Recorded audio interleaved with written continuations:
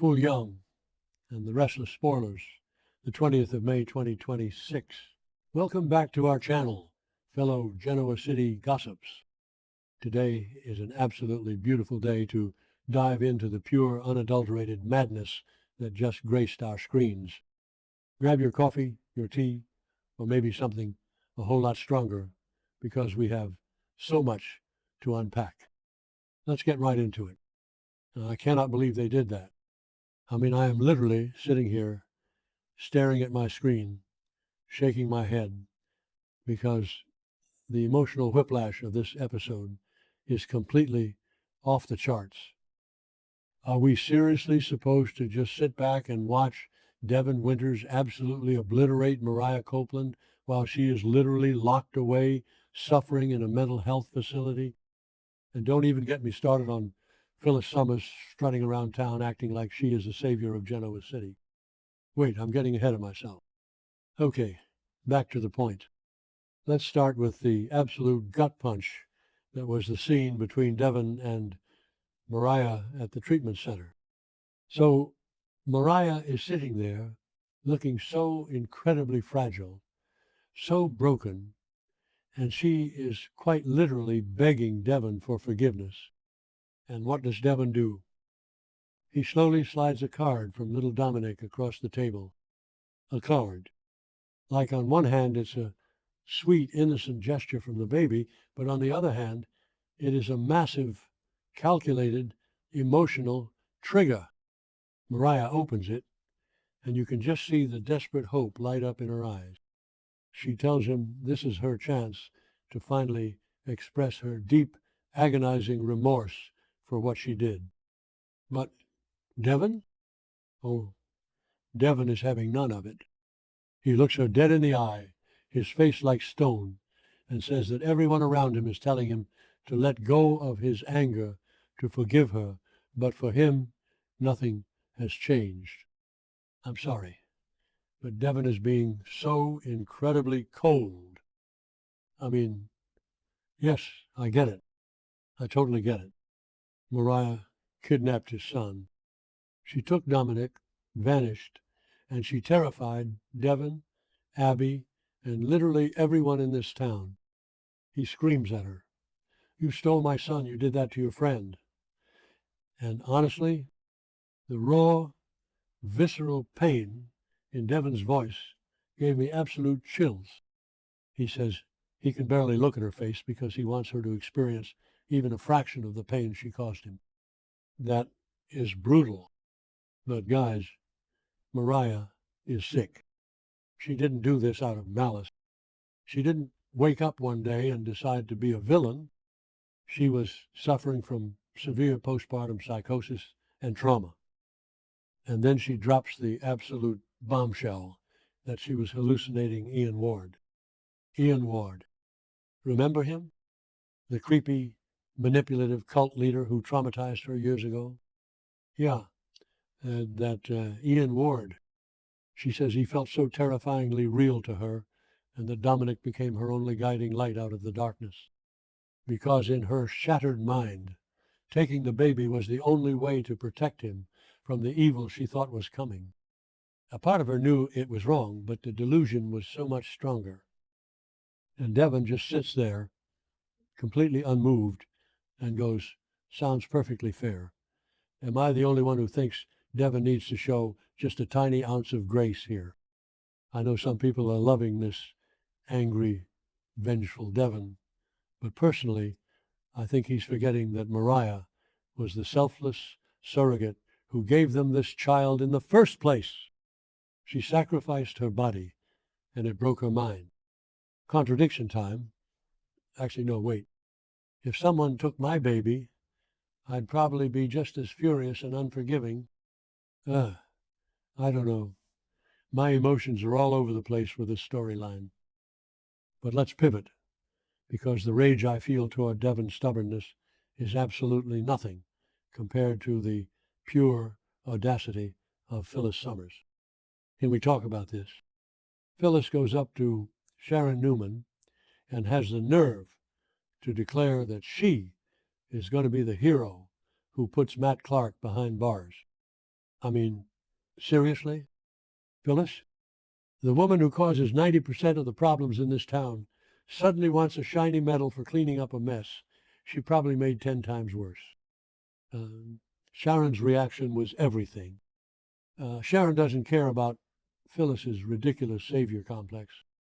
Sharon just looks at her, eyes blazing, and demands to know exactly where Matt is. He wants me dead, Phyllis, and Noah and Nick too. Yes, Sharon. Tell her. Sharon is a fierce mama bear, and she knows that Matt Clark is a lethal, unpredictable threat.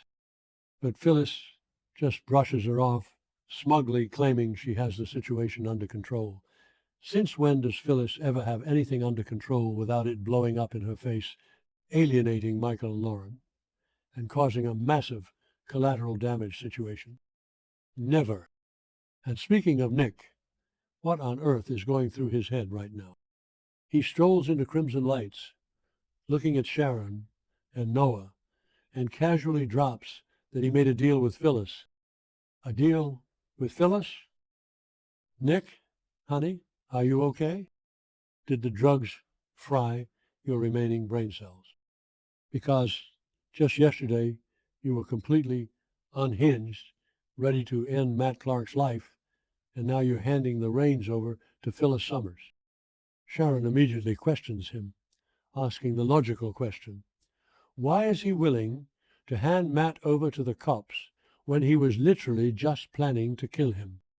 And Nick just shrugs it off, saying he'll let the police handle it. I don't buy it. Nick is spiraling.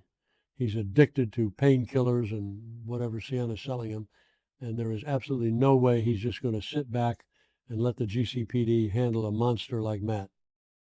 I am dreading where this is going because Nick is making terrible, reckless choices right now.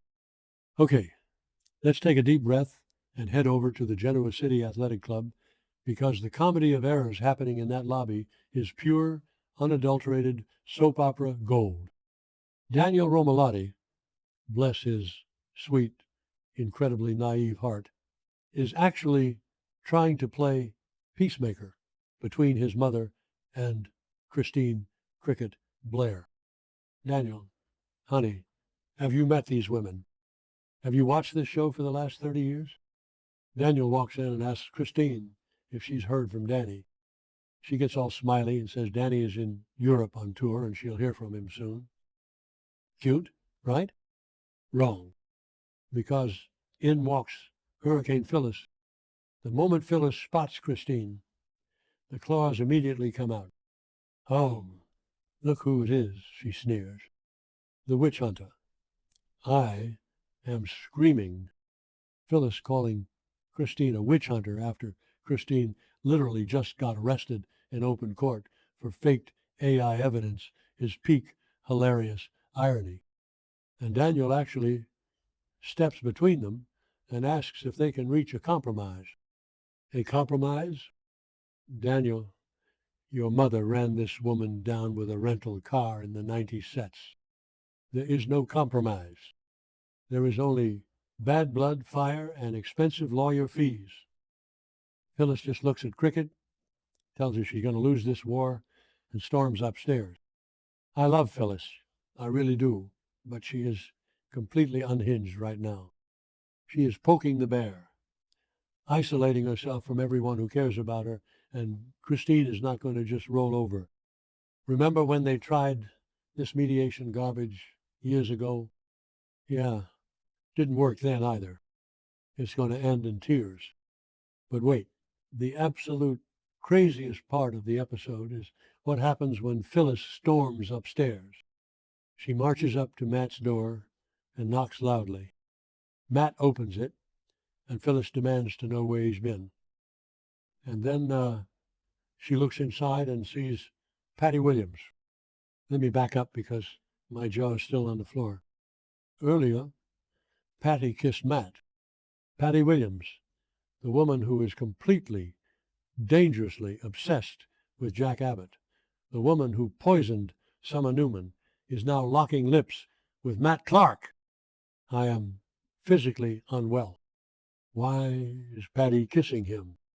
She thinks they are two misunderstood outcasts, bonding over their shared trauma and isolation. But Matt is faking his amnesia. He is playing her like a cheap fiddle. So Phyllis sees Patty in Matt's room, and Patty immediately goes into full guard dog mode. Patty tells Phyllis that she and Matt are friends, and then violently accuses Phyllis of plotting to stab Matt in the back. I mean, Patty isn't wrong. Phyllis absolutely would stab Matt in the back, but the fact that Patty is defending him is wild. And then Matt, playing the innocent, confused amnesiac, looks at Phyllis with wide eyes and asks, "Why did you lie?" Gasp. The manipulation. Matt is using Patty as a human shield against Phyllis. He knows Patty is unstable. He knows Patty has a violent history, and he is weaponizing her. I am terrified of what Patty will do if she thinks Phyllis is threatening her new friend. If Patty poisons Summer over a grudge, what is she going to do to Phyllis? This is a powder keg waiting for a match. I've been watching for years, and honestly, this web of lies is one of the most stressful things they've ever done. We have Devon refusing to forgive a mentally ill Mariah, Nick trusting Phyllis instead of his own instincts, Daniel trying to stop a 30-year blood feud, and Patty Williams falling in love with a sociopath who is faking brain damage. I don't know if I'm here for it or dreading it, but I literally cannot look away. What is going to happen when Patty finds out Matt is lying?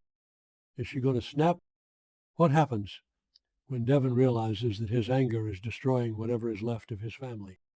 I need to know what you guys think, because I am losing my mind over here.